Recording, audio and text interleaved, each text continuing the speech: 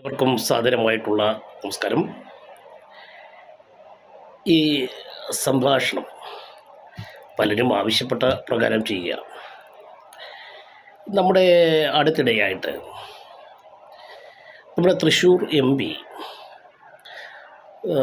ബഹുമാന്യനായിട്ടുള്ള സുരേഷ് ഗോപിക്കെതിരെ ഏകപക്ഷീയമായിട്ടുള്ള ചില ആക്രമണങ്ങൾ, ശാരീരികമായിട്ടല്ല, മാധ്യമരംഗത്തുള്ളവരും ചില രാഷ്ട്രീയ പ്രസ്ഥാനത്തിൻ്റെയൊക്കെ ആൾക്കാരൊക്കെ, ഒരു മന്ത്രി പോലും അദ്ദേഹത്തെ വികലമായിട്ട് ചിത്രീകരിക്കാൻ ശ്രമിച്ചു.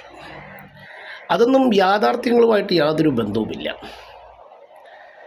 അദ്ദേഹത്തിൻ്റെ സല്യൂട്ട്, അദ്ദേഹത്തിൻ്റെ മാധ്യമപ്രവർത്തകരോടുള്ള സംസാരം, പാർലമെൻറ്റിൽ അദ്ദേഹം സംസാരിച്ചതൊക്കെ അത് ഏതാണ്ടൊക്കെ ദോഷമാണ് എന്നുള്ള രീതിയിലാണ് പലരും അത് കൊണ്ടാടുന്നത്. പക്ഷേ അതിൻ്റെ യാഥാർത്ഥ്യവശം എന്താ? സുരേഷ് ഗോപിയുമായിട്ട്, ആ ബഹുമാന്യ വ്യക്തിത്വമായിട്ട് ഞാൻ സംസാരിച്ചിട്ടുണ്ട്. വളരെ നല്ല ഒരു മനുഷ്യൻ, വളരെ പച്ചയായിട്ടുള്ള ഒരു മനുഷ്യൻ, മറ്റുള്ളവരുടെ ദുഃഖത്തിൽ, അവരുടെ കഷ്ടപ്പാടുകളിൽ കാരുണ്യവാനായ മനുഷ്യൻ. മറ്റുള്ളവർ തേങ്ങുമ്പോൾ അവരോടൊപ്പം ആ ദുഃഖം പങ്കിട്ടുകൊണ്ട് തേങ്ങാനും, അവരുടെ ദുഃഖത്തിൻ്റെ അശ്രുകണങ്ങൾ തുടച്ച് അവർക്ക് സന്തോഷകരമായ എന്തെങ്കിലും കാര്യങ്ങൾ ചെയ്യാനും മനസ്സുള്ള ഒരു മഹത് വ്യക്തിത്വമാണ് അദ്ദേഹം. നമ്മൾ അദ്ദേഹത്തോടൊരു കാര്യം ഒന്ന് പറഞ്ഞു നോക്കണം. പക്ഷേ അദ്ദേഹത്തിൻ്റെ ശരീരഭാഷയൊക്കെ ചിലപ്പോൾ നമുക്കത്ര സ്വീകാര്യമല്ല എന്ന് തോന്നുന്നത് അദ്ദേഹം ജീവിതത്തിൽ അഭിനയിക്കാൻ അറിയാത്ത ഒരു മനുഷ്യനാണ്. പാവം മനുഷ്യൻ. അതുകൊണ്ടാണ് നമുക്കങ്ങനെ തോന്നുന്നത്. അതുകൊണ്ട് അദ്ദേഹത്തെ ക്രൂശിക്കുന്നത്, നെഞ്ചത്ത് കൈവച്ചുകൊണ്ട് അത് ശരിയാണോ എന്ന് പരിശോധിക്കുന്നത് നല്ലതാണ്. ഇത്രയധികം സഹജീവികളോട് കരുണ കാണിച്ച ഒരു മനുഷ്യനുണ്ടോ? ഇപ്പോൾ അടുത്തിടെയായിട്ട് മന്ത്രി പറയുന്നത് കേട്ട അദ്ദേഹത്തിൻ്റെ തൊപ്പിയെ പറ്റി. പക്ഷേ ആ തൊപ്പി എന്താ? തൊടുപുഴയിൽ രണ്ടാനമ്മയും അച്ഛനും ഒക്കെ പീഡിപ്പിക്കപ്പെട്ട പാവപ്പെട്ട ഒരു കുട്ടി ഉണ്ടായിരുന്നു, ഷഫീഖ് എന്ന പേര്. ആ കുട്ടിക്ക് സമ്മാനമായി അദ്ദേഹം തൊപ്പി നൽകി, കമ്മീഷണറിലെ തൊപ്പി. മാത്രമല്ല, ആ കുട്ടിയുടെ പിറന്നാളിൽ പങ്കെടുത്തുകൊണ്ട് ആ കുട്ടിയെ തൻ്റെ കൈകളിൽ എടുത്ത് താരാട്ടുപാടി ഉമ്മ വെച്ച് പൊന്നും തിങ്കൾ പോറ്റും മാനി എന്ന് പറയുന്ന ഗാനവും ആലപിച്ചിട്ടാണ് അദ്ദേഹം പോയത്. അപ്പോൾ ഈ മന്ത്രി പറഞ്ഞതിന് എന്ത് യാഥാർത്ഥ്യമാണ്? നമുക്കിഷ്ടമില്ലാത്ത ആൾക്കാരെ ഏതെങ്കിലും രീതിയിൽ കരി തേച്ച് കാണിക്കാൻ കിട്ടുന്ന അവസരം കാണിക്കുകയും സ്വന്തം രാഷ്ട്രീയ പാർട്ടിക്കാരുടെ കയ്യിൽ നിന്ന് കയ്യടിയും വാങ്ങിക്കുകയും ചെയ്യുന്ന സമീപനം കഷ്ടമാണ്. അതുപോലെ അദ്ദേഹം ഒട്ടേറെ കാര്യങ്ങൾ ചെയ്തിട്ടുണ്ട്. എനിക്ക് ഹൃദയത്തിൽ സ്പർശിച്ച ഒരു കാര്യമുണ്ട്. കണ്ണൂരിലെ കൊട്ടിയൂർ എന്ന് പറയുന്ന ഗ്രാമം, ആ ഗ്രാമത്തിൽ എയ്ഡ്സ് ബാധിച്ച 2 പിഞ്ചു കുഞ്ഞുങ്ങൾ. ആ കുഞ്ഞുങ്ങളെ സമൂഹമെല്ലാം ഒറ്റപ്പെടുത്തി നിൽക്കുകയായിരുന്നു.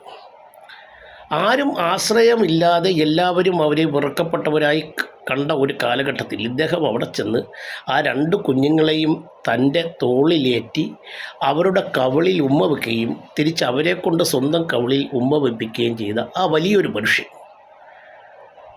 അത് സത്യത്തിൽ അദ്ദേഹത്തിന് കഴിഞ്ഞു എന്ന് പറയുമ്പോൾ അദ്ദേഹത്തിൻ്റെ മഹത്വം നമ്മൾ മനസ്സിലാക്കേണ്ടത്. പിന്നെ കേരളത്തിലെ ഏറ്റവും പ്രധാനപ്പെട്ട ഒരു പഞ്ചായത്തുണ്ട്.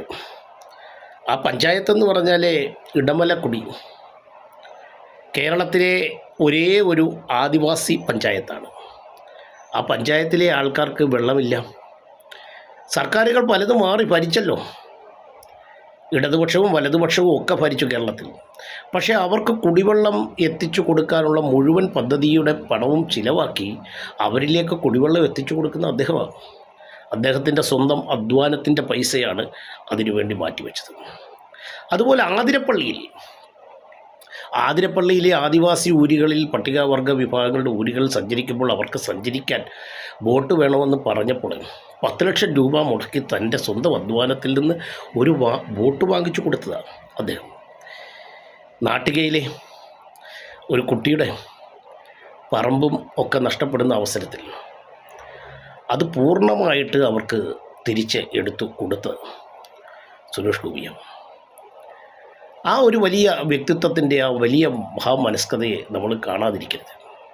ഞാൻ ഒരു കാര്യത്തിൽ മുകേഷിനെ അംഗീകരിക്കുന്നു. കാരണം മുകേഷിനോട് നമ്മുടെ റിപ്പോർട്ടർ ചാനലിലെ മിസ്റ്റർ അരുൺകുമാർ ചോദിച്ചപ്പോൾ അദ്ദേഹം പറഞ്ഞത് പച്ചയായ ഒരു മനുഷ്യൻ, നല്ല മനുഷ്യൻ, അദ്ദേഹത്തിൽ നിന്ന് ഒരുപാട് നല്ല കാര്യങ്ങൾ കിട്ടും, പക്ഷേ അദ്ദേഹത്തെ പ്രകോപിക്കരുത്.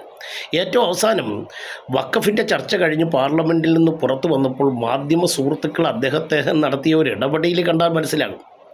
അദ്ദേഹം മാധ്യമ സുഹൃത്തുക്കളെല്ലാം പറഞ്ഞ കാര്യങ്ങൾക്ക് നല്ല രീതിയിൽ മറുപടി കൊടുത്തു.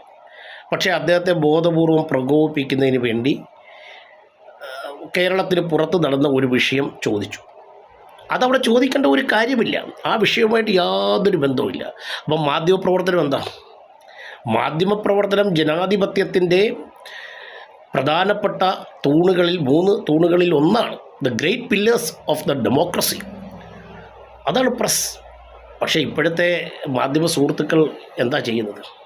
അതുകൊണ്ട് ഒരു കാര്യം, ഈ സുരേഷ് ഗോപി സാറിനെ പോലുള്ളവരെ വേട്ടയാടാൻ ശ്രമിച്ചാൽ ആ വേട്ടയാടുന്നതെല്ലാം അദ്ദേഹത്തിന് കൂടുതൽ നന്മയിലേക്ക് ഭവിക്കും. അദ്ദേഹത്തിൻ്റെ നന്മ നമ്മൾ കാണണം. നല്ലൊരു വ്യക്തി, ഒരുപക്ഷെ അദ്ദേഹം നാളെ കേരളത്തിലെ ഒരു ഭരണാധികാരിയൊക്കെ ആയിക്കഴിഞ്ഞാൽ ഒരുപാട് മാറ്റങ്ങൾ സമൂഹത്തിൽ ഉണ്ടാകാൻ കഴിയും, മറ്റുള്ളവർക്ക് കൂടി ഒരു മാതൃക ആക്കാനും കഴിയും. ഈ യാഥാർത്ഥ്യങ്ങളെല്ലാം പൊതുജനങ്ങൾ തിരിച്ചറിയുന്നുണ്ടെന്നുള്ളത് കൂടി ഇങ്ങനെ ആക്ഷേപ ശരങ്ങൾ ചൊരിയുന്നവർ മനസ്സിലാക്കണം. എന്തായാലും നമ്മുടെ ആദരണീയനായിട്ടുള്ള കേന്ദ്രമന്ത്രി MP അദ്ദേഹത്തിന് ഒരു ബിഗ് സല്യൂട്ട് കൊടുക്കാം. നന്ദി.